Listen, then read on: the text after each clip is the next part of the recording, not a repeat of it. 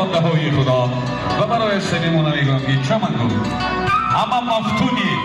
آوازی رسایی تو تصدق سرود و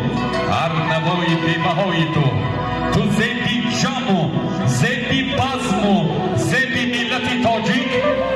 صدای ملت تاجیک باید بود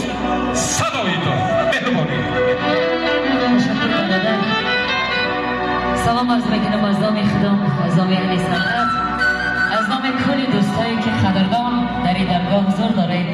یکایک شما را خیر مقدم میگم سرجمی ما و شما پریشان نشوند همیشه در توی خرسندی باشیم خرد و کلام خوش آمدید و بس که محفل جمع آمدی ما سربلند باشید